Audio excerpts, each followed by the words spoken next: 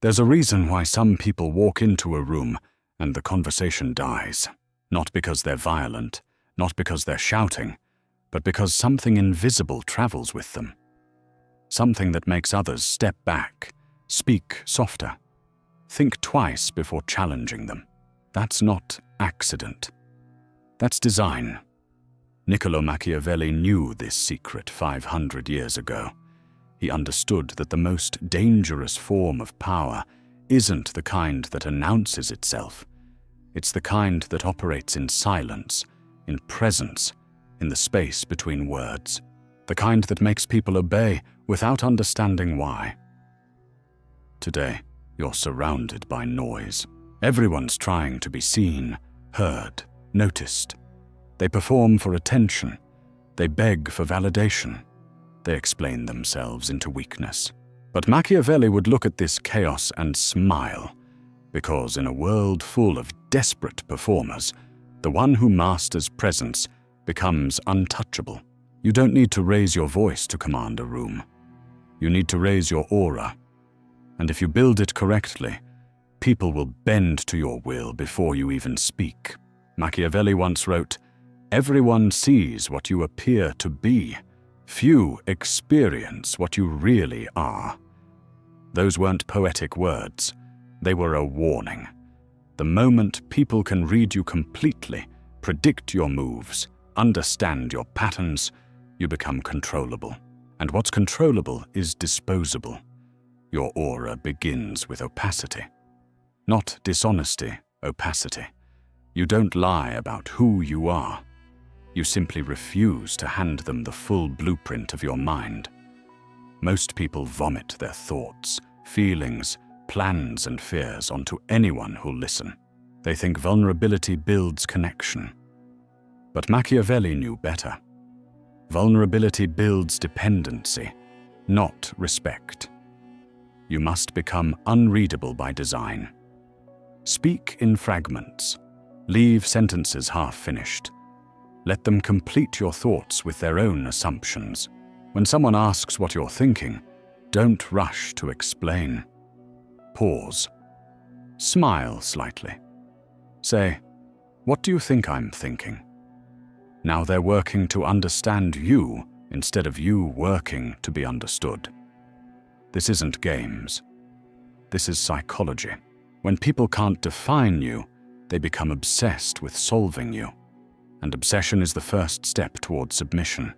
They'll spend hours replaying your words, analyzing your expressions, trying to crack the code of your silence. While they're busy decoding, you're already 3 moves ahead. Never correct their assumptions about you. If they think you're cold, let them. If they think you're calculating, nod slightly and say nothing. If they think you're mysterious, smile and walk away. Because the version of you they create in their mind will always be more powerful than the version you could explain with words. Power in the modern world isn't about action. It's about controlled stillness. While everyone else is fidgeting, performing, trying to fill every silence, you remain unmoved. This stillness isn't laziness. It's strategy. When you enter a room, don't rush to join conversations. Don't smile automatically. Don't seek approval through eye contact. Instead, take a moment. Look around slowly, as if you're measuring something they can't see. Let them feel your arrival before you announce it with words. Your posture should communicate one thing. I don't need anything from this room, but this room might need something from me. Stand straight, but not rigid. Move deliberately, as if every step costs something valuable. Sit like someone who's already decided the outcome of every conversation. Machiavelli understood that people fear what they can't shake. When you remain calm while others panic, still while others scramble, silent while others babble, you become the eye of their storm. And once you become their center of gravity, they start orbiting around your energy instead of their own. Your face should rest in neutral authority. Not angry, not friendly, unreadable. Default smiles signal weakness, a desperate need for acceptance. Your expression should make people wonder what you're thinking, not confirm that you want them to like you. When you finally do speak, make it slow and measured. No filler words, no nervous laughter, no rushing to fill uncomfortable pauses. Let silence do half your work. The longer your pause before responding, the more weight your words carry. People lean in during silence because they fear missing something important. Machiavelli knew that value is perception, and perception is built through scarcity. If you're always available, always responding, always present, you become like air, essential but invisible. The powerful understand that accessibility destroys mystique. You must become expensive, not in money, but in energy. Interacting with you should feel like a privilege earned, not a casual encounter. Your attention should feel rare because that's what makes people crave it. Stop responding immediately to every message. Stop showing up to every event. Stop explaining your absence. When people expect you somewhere and you don't appear, they should wonder where you are, not why you didn't care enough to come. The difference is crucial. Your presence should feel like a limited edition. When you do show up, people should notice. When you leave early, they should feel it. When you speak after staying silent, the room should shift attention to your voice, like it's the only one that matters. This isn't arrogance. This is positioning. You're training people to value what you offer by making it harder to access. Machiavelli would say, "The ruler who is everywhere rules nowhere." Your power multiplies in inverse proportion to your availability. Withdraw strategically. Show interest briefly, then retreat. Compliment once, then turn cold. Give them a taste of your approval, then make them work to earn it again. Not to be cruel, but to create the psychological tension that breeds respect. Most people enter a room and adapt to its energy. They join the conversation, match the volume, follow the established rhythm. But true aura doesn't adapt. It infects. You don't adjust to the room's temperature. You become the temperature. When others are loud, you're quiet. When they're frantic, you're still. When they're trying to impress, you're observing. This contrast creates psychological weight. People feel the difference in your energy and unconsciously adjust themselves to it. Your greatest weapon in any social setting is emotional control. If you can remain composed when chaos erupts, others will start looking to you for direction, even if you give none. Your stillness becomes their anchor. Your calm becomes their compass. Machiavelli understood that leadership isn't about having the loudest voice. It's about having the most stable presence. When everyone else is reactive, your consistency becomes command. People naturally submit to whoever appears most unshaken. Don't compete for attention. Let others burn themselves out trying to be heard. You'll remain unimpressed, unaffected, absolute. Your body language should communicate that you've already won whatever contest they think they're in. Sit like you own the space. Don't lean in like you're begging for connection. Let them lean toward you. Don't nod eagerly at everything they say.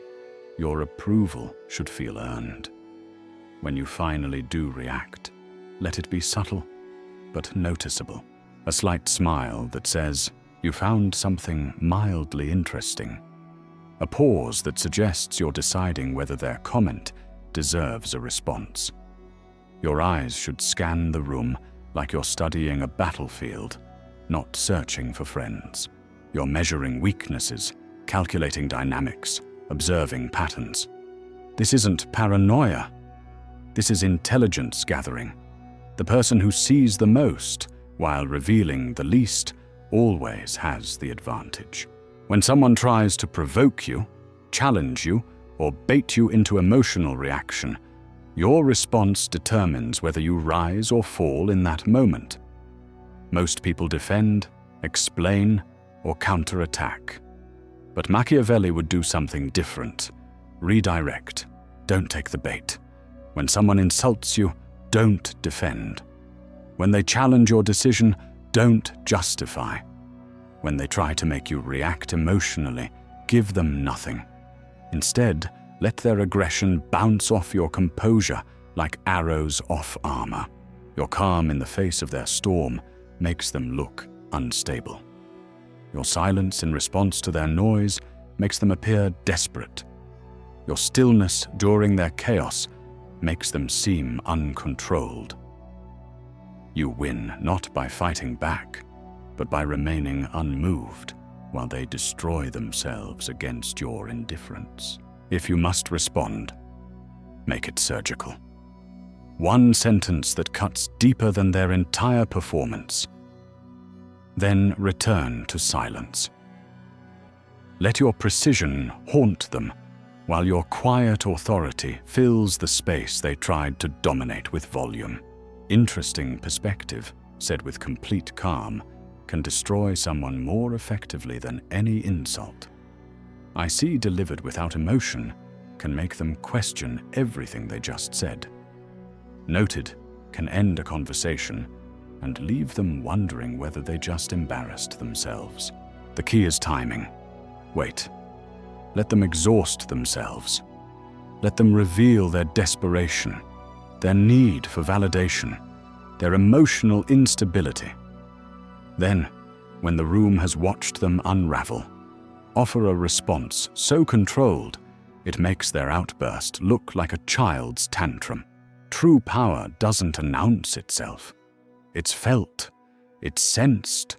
It creates an invisible hierarchy where people naturally position themselves below you without understanding why. This isn't about domination through force. It's about influence through presence. You must train people to think of you as the standard, not by telling them, but by consistently demonstrating that your approval matters, your disapproval stings, and your absence creates a void they can't fill with anyone else. When you disagree with someone, don't argue. Simply say, "I see it differently," and let the weight of your certainty hang in the air. Don't try to convince them you're right.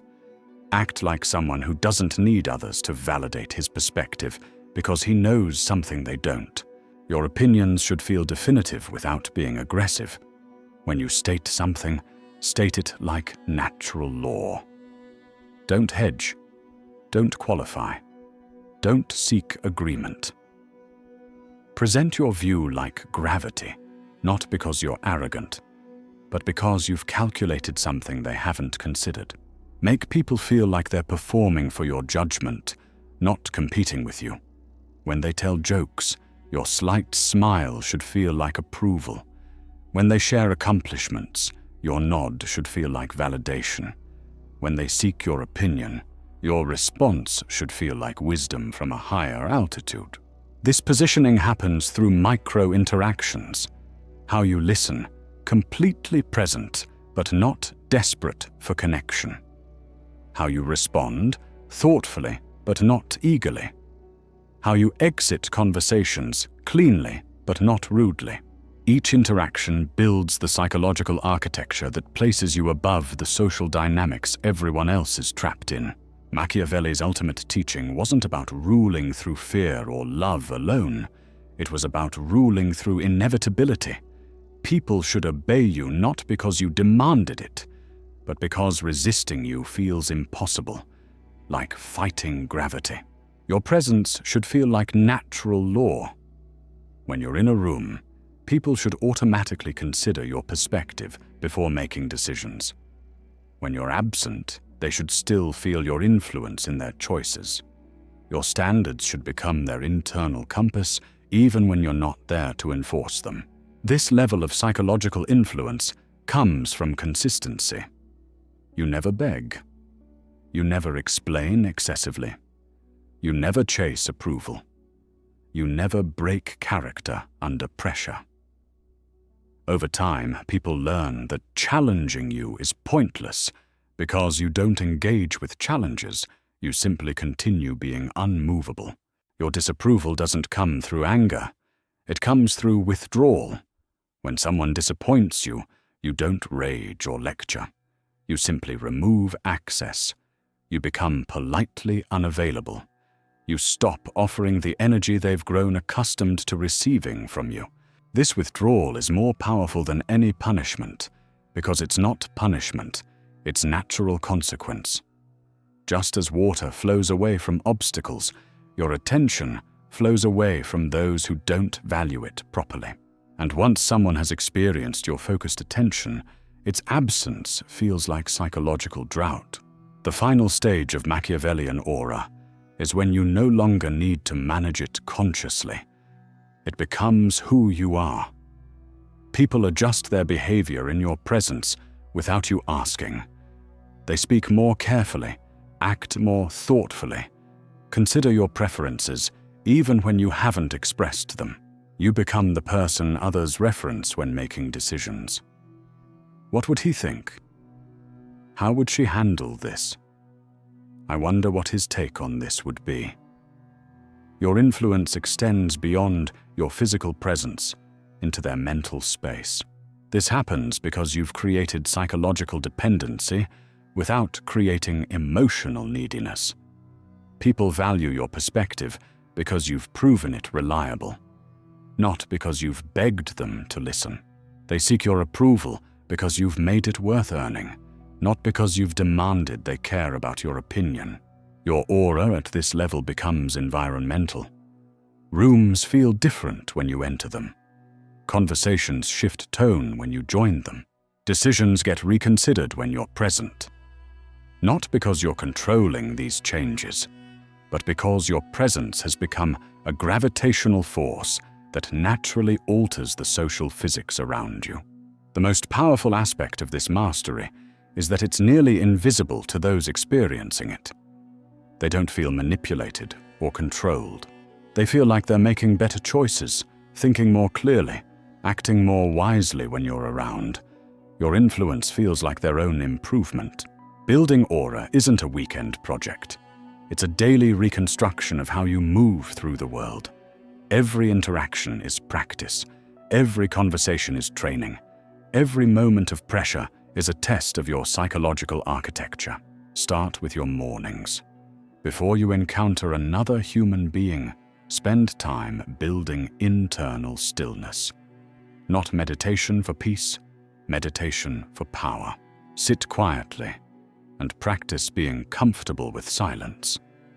Practice being comfortable with your own thoughts without needing to share them immediately. Throughout your day, practice delayed reaction. When someone asks your opinion, pause. Count to 3 before responding. When someone tries to rush you into a decision, slow down deliberately. Say, "Let me think about that," even for small decisions. Train yourself to operate on your own timeline, not the world's urgency. Practice selective engagement. Don't respond to every comment, answer every question, or join every conversation. Choose your moments to speak like a sniper chooses his shots, rarely, but with devastating precision. When you do engage, make it count. End conversations before they end naturally. When you sense the discussion reaching its peak, find a reason to leave while energy is still high. I should let you get back to your day. I have something I need to handle. Exit while they still want more of your time, not after they're ready for you to go. Most importantly, practice saying no without explanation. I can't make it. That doesn't work for me. I have other priorities. The more you explain your no, the more you invite negotiation. Your boundaries should feel like natural laws, not arbitrary rules. Machiavelli understood something that modern students of power often miss. Aura without purpose becomes hollow performance. If you build psychological influence without building wisdom to guide it, you become dangerous to yourself and others. True aura serves something larger than ego. It serves vision, mission, values that extend beyond personal comfort. When you build presence for its own sake, you create a psychological house of cards that collapses the moment real pressure arrives. Use this power to protect what matters to you. Use it to create space for important work. Use it to shield yourself from the emotional chaos of others so you can think clearly and act wisely. But never use it just to feel superior or to control others for entertainment. Remember that everyone around you is human. They have fears, hopes, dreams, and struggles just like you. Your increased influence over them is responsibility, not a toy. The moment you forget their humanity, you begin losing your own. Machiavelli's greatest lesson wasn't about acquiring power. It was about the discipline required to wield it without being corrupted by it. The man who can bend others to his will, but chooses restraint, that's the man who builds empires that last. Your aura should make you someone others want to follow, not someone they fear to disobey. It should make you a person others aspire to become, not someone they resent for his control over them. True power attracts voluntary submission, not forced compliance. When you've mastered Machiavellian aura, commanding others doesn't feel like work. It feels like breathing. People naturally defer to your judgment because your judgment has proven reliable.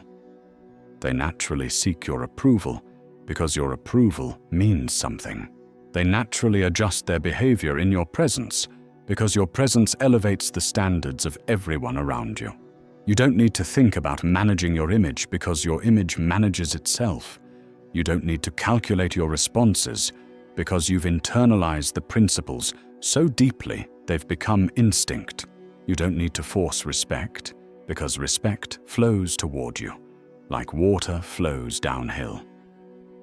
This is the promise Machiavelli offered to those willing to study power seriously. The ability to influence others not through manipulation or force, but through the sheer gravitational pull of a carefully crafted presence. A presence so powerful it bends people to your will before they even realize they're being influenced. But remember, this level of psychological influence comes with a price. Once you can see how easily people are swayed by presence, you can never unsee it. Once you understand how simple it is to control others through aura, you become responsible for choosing not to abuse that control. The ultimate test of Machiavellian mastery isn't whether you can bend others to your will. It's whether you can resist the temptation to do so unnecessarily. Because the man who must use his power to feel powerful isn't powerful at all. He's just a child playing with weapons he doesn't understand. True power, the kind Machiavelli respected, is the power to remain still while the world spins around you. The power to stay silent while others, desperate for attention, make noise. The power to let others reveal their weaknesses while you reveal nothing. When you reach that level, you don't need to build aura anymore. You become it, and everyone who encounters you feels the difference between someone who has power and someone who is power itself. That's the legacy Machiavelli left for those wise enough to study his methods and disciplined enough to master them. The choice is yours. You can continue being influenced by everyone around you, reacting to their energy, living at their pace, seeking their approval. Or you can begin the daily work of building a presence so powerful that others unconsciously adjust themselves to match your rhythm instead. Machiavelli would tell you this: the world doesn't need another performer desperately seeking attention. The world needs rulers who command attention without asking for it. Be that ruler. Build that aura. Become the gravitational force that shapes every room you enter. And when people ask how you do it, smile slightly and say nothing. Let them figure it out. After all, mystery is the foundation of all true power.